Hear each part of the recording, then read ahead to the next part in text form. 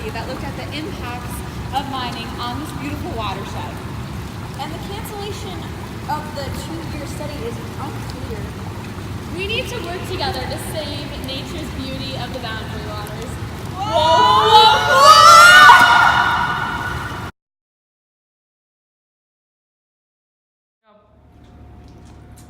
So I'm like trying to think of what to do this weekend. What should I do?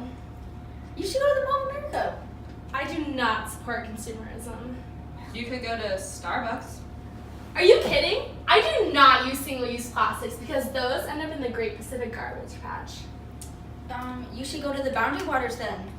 What are the Boundary Waters? You You don't don't know what the Boundary Waters are?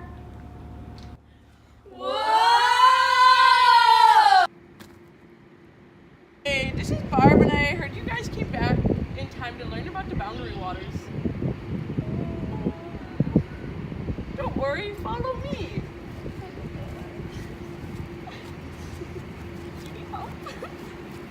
2,000 years later.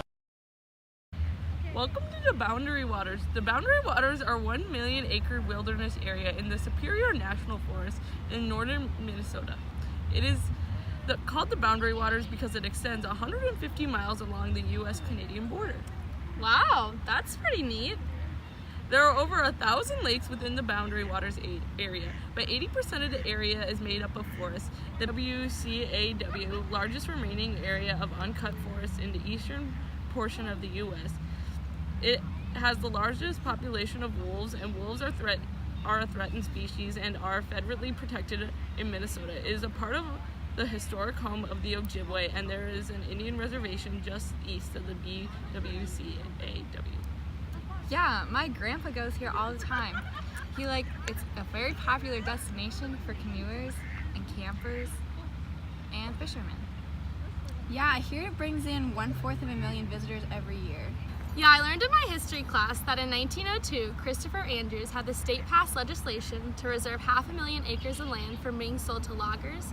He reached out to the Ontario government to encourage them to preserve the forest on their side.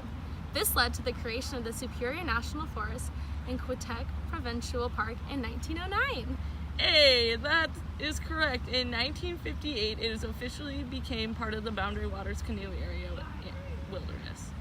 Oh, so that's what BWCAW stands for. In 1964, it also became part of the National Wilderness Preservation System. Oh yeah, also in my history class we learned that in 1978 they came out with the BWCAW Act, which created limitations and restrictions on logging and mining.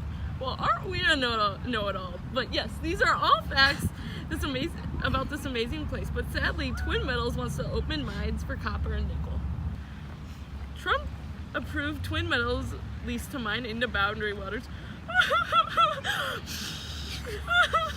Wait, wouldn't that be a good thing? I read an article on Cosmo that it would create 2,000 jobs for the residents of Ely, and it would bring in $40 million of revenue. Yeah, and this would help revive the city since Ely's population has been diminishing and the tourism has not brought in enough money. But mining leads to pollution and disruption of the natural forest. It is worth more to us and future generations if it were protected. Yeah, wouldn't it also cause deforestation? And there's this super hip new movie I just watched called The Lorax, where they discuss all of the negative effects of deforestation, and I highly recommend that you watch it. Yeah, and my professor at North Carolina University said the minerals from mining will contaminate and pollute the water. Wow, that is so sad. We need to save the Boundary Waters. Well, there is some good news. They have not started mining or built a mine, so there is a group of people trying to stop them. Wow, I didn't realize the destruction of the Boundary Waters would create such a large social justice issue.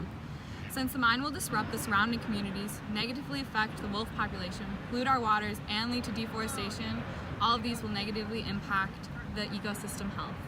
So, what can we do to save the Boundary Waters? Whoa! Western.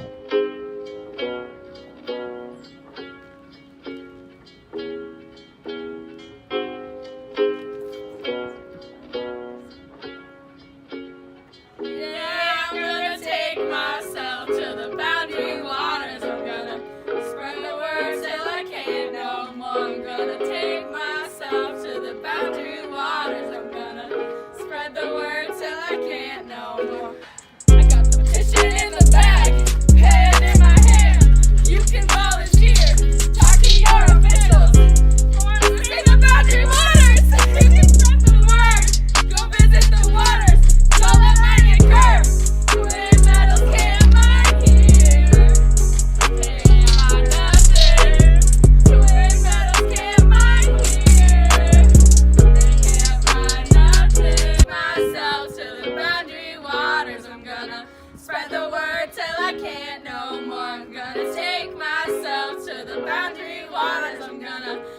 the world.